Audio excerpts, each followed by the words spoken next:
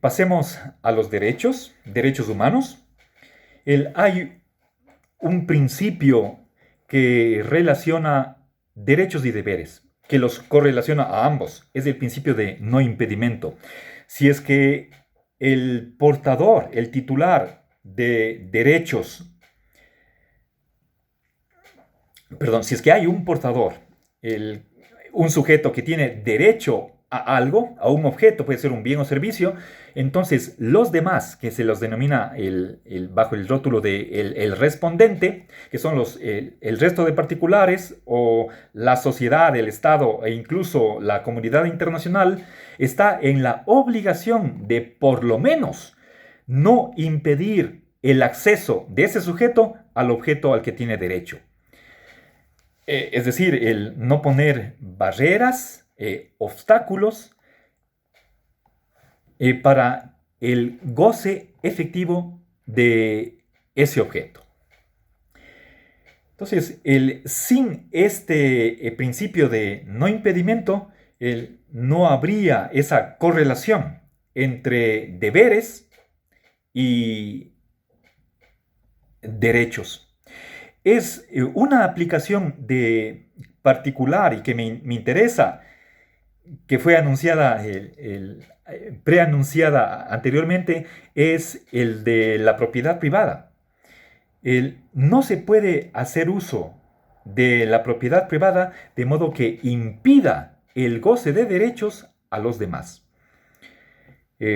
Por lo tanto, por el principio de no impedimento, hay límites a lo que se puede hacer con la propiedad privada.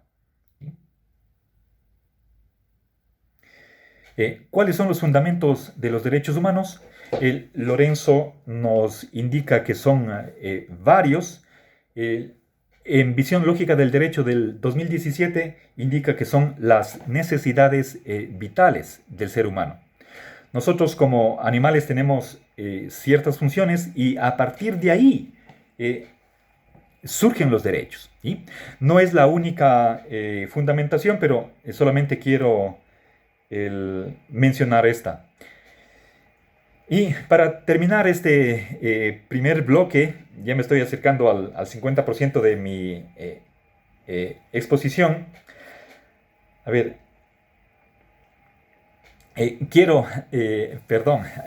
voy a hacer aquí un añadido.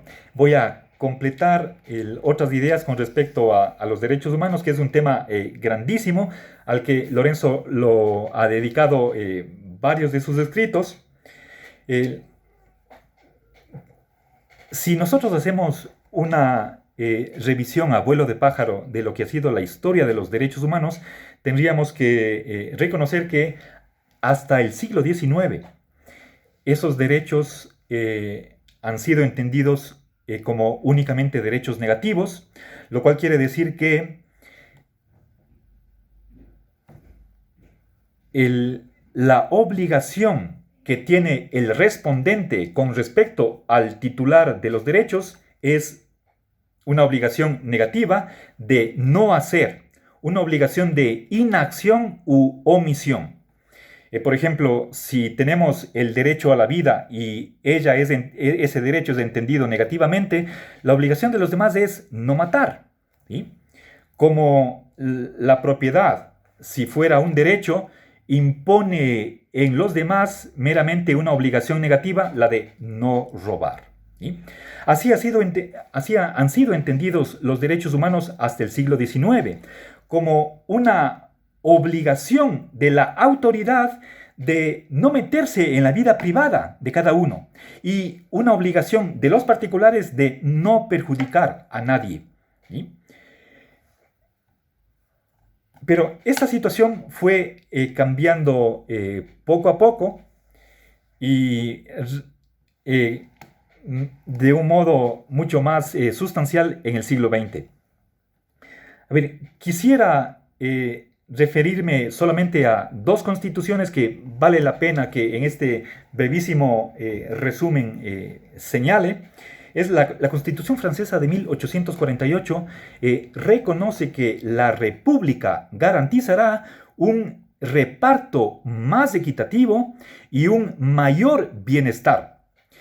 La República garantizará a todos o trabajo o subsidio. Y además, esa Constitución impone a los individuos, a los particulares, la obligación de contribuir al bien común y de prestar una ayuda fraternal. Otra de las constituciones que no puedo dejar de mencionar es la de la antigua Unión Soviética de 1936, que es la primera en reconocer los derechos de bienestar, a los cuales están correlacionados obligaciones de auxiliar o socorrer. Esa obligación de hacer ha sido un fruto, un reconocimiento del siglo XX. Así, por ejemplo, en el Código Penal español hay un artículo que menciona que quien, pudiendo hacerlo y sin peligro para sí mismo, no socorra a alguien que está en peligro manifiesto y grave, será sancionado con encarcelamiento, creo que es de 8 o 9 meses hasta 12 meses, ¿sí? Dependiendo de la gravedad del caso y según lo estipule, lo resuelva el juez. Bien, finalmente pasemos a la Declaración Universal de los Derechos Humanos del año 48. Ahí se establece que el reconocimiento de los derechos económicos y sociales impone por parte del Estado ciertos deberes positivos. Y no solamente de la colectividad nacional, sino también incluso va más allá hacia, de ser necesario, la comunidad internacional. Bien, como una subconclusión de esta parte histórica de los derechos, tendría que decir que no nos olvidemos de la estrecha correlatividad entre derechos y deberes. No puede haber los unos sin los otros. Que ha sido el derecho natural el que perfiló la noción de derecho humano, la que la presentó a la conciencia pública y la hizo ser aceptada, y finalmente la que juridificó esos derechos. Fue el justnaturalismo el que parió los derechos humanos. Hay un principio que Lorenzo lo llama de existencias, que si tenemos derecho a algo, se refiere a los derechos positivos, entonces algo nos tienen que dar. Un derecho positivo está definido por el cuantificador existencial. Si es que tenemos derecho a la alimentación, tiene que haber alimento. Si es que tengo derecho al empleo, al trabajo, a la vivienda, tiene que haber una vivienda al que uno pueda acceder, ¿sí? Caso contrario, pensemos haciendo una contraposición.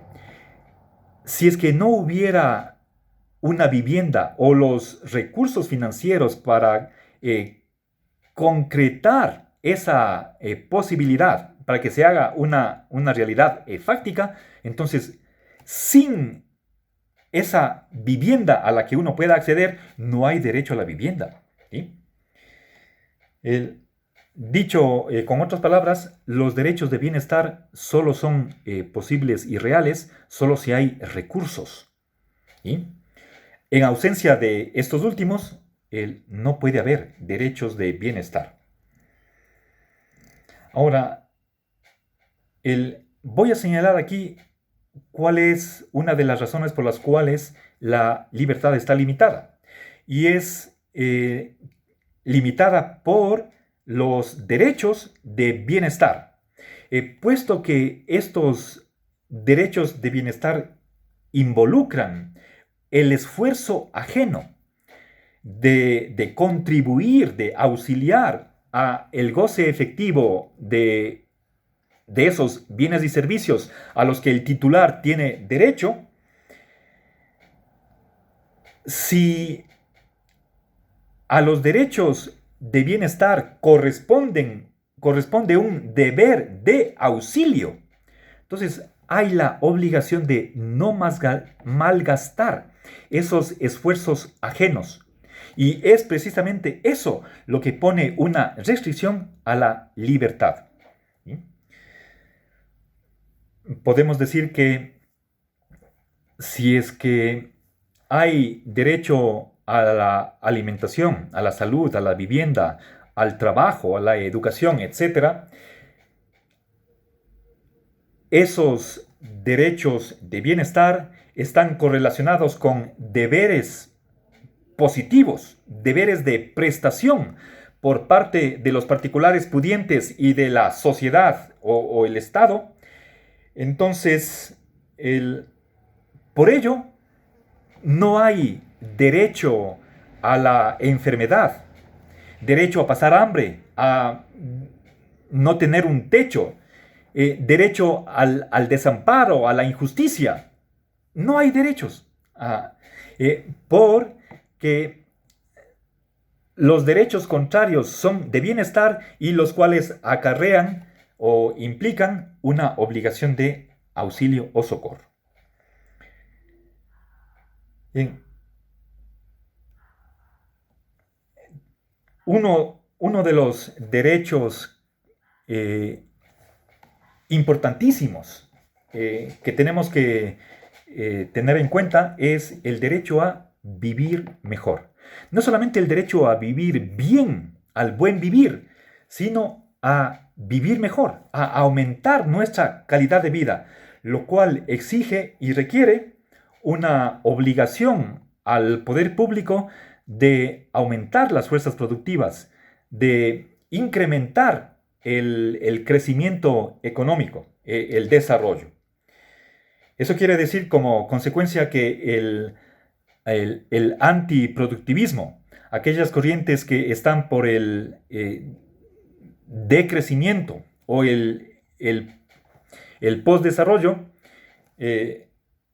están abogando por la inexistencia de los derechos de bienestar. Para terminar esta sección de los derechos y hacer el puente o la conexión con la temática política, especialmente centrada en el Estado,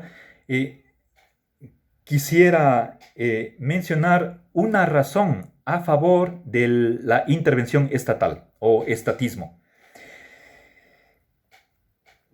El reconocimiento de los derechos de bienestar en nuestra Constitución son aproximadamente los derechos del buen vivir, más la incapacidad por parte de la empresa privada de ofrecer servicios que sean accesibles a las grandes mayorías. Esa conjunción de esos dos hechos hace que sea necesaria el incremento de los servicios públicos. Para que sea posible que a esos derechos de bienestar correspondan obligaciones positivas de prestación, y si no lo hace la empresa privada, tiene que suplirlo el sector público. Entonces, un Estado con servicios públicos.